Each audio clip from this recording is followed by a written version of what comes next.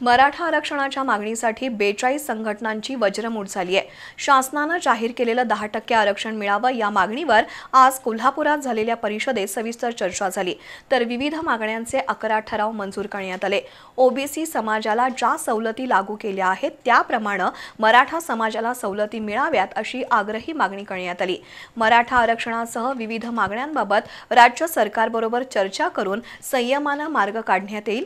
येत्या 10 मार्च पर्यंत मुख्यमंत्र्यांशी चर्चा केली जाईल। शासनाने सकारात्मकता दाखवली नाही तर अधिवेशन काळात आंदोलन करण्याचा इशारा मराठा आरक्षण कृती समितीचे सुरेशदादा पाटील यांनी पत्रकारांशी बोलताना दिला।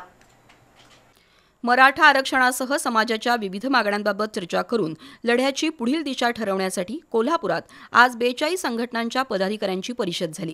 या परिषदेचे निमंत्रक सुरेशदादा पाटील यांनी मराठा आरक्षणासंदर्भात आजवर झालेल्या लढ्याची माहिती देऊन मराठा समाजाला आरक्षण मिळालं पाहिजे अशी आग्रही भूमिका मांडली।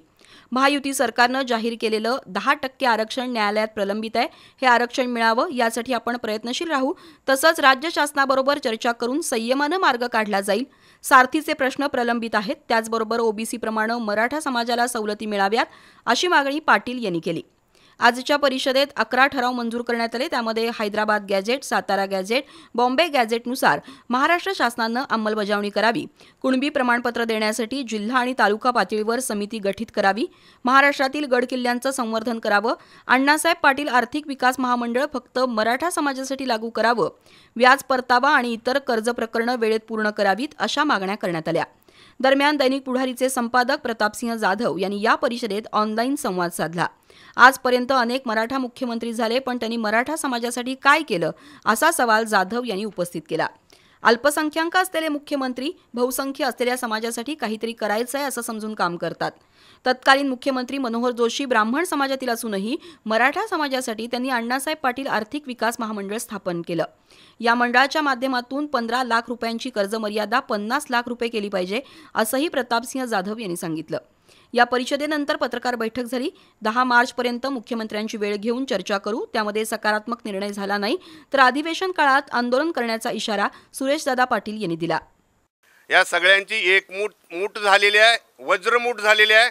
आम्ही सगळ्या संघटना मिळून आज असा निर्णय घेतलेला आहे, जो काय निर्णय राज्य सरकारकडे मागायचा असेल, ज्या मराठा समाजाच्या अडीअडचणी असतील त्या राज्य सरकारबरोबर चर्चा करून पहिला संयमाने मागून बघायच्या।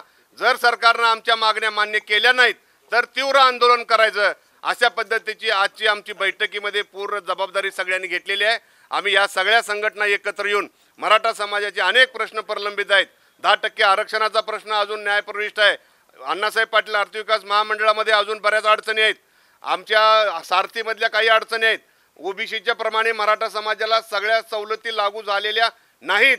त्या मराठा समाजाच्या प्रश्नांवर 40 पेक्षा अधिक संघटना एकत्र आल्या आहेत। समाजाच्या मागण्या आणि आरक्षणाबाबत शासनाशी संवाद साधला जाईल। त्यानंतर प्रतिसाद कसा मिळतो हे पाहून पुढील निर्णय घेतला जाईल असं ज्योती मेटे यांनी सांगितलं।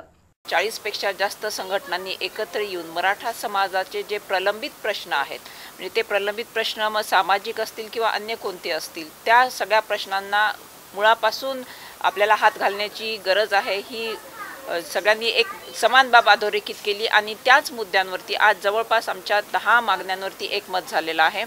आणि मराठा आरक्षणा व्यतिरिक्त अन्य मुद्द्यांवरती जे काम करायचं आहे त्या मुद्द्यांवरती आम्हाला शासनाकडे एक संवाद साधण्याची आम्ही सुरुवातीला तयारी दर्शवतो आहोत आणि शासनाकडे संवाद साधून आमच्या मागण्या शासनापुढे मांडणार आहोत। त्यानंतर शासनाचा कसा प्रतिसाद येतोय ते पाहून मग या संघटनांची मागण्यांबाबतची पुढील दिशा ठरवण्यात येईल।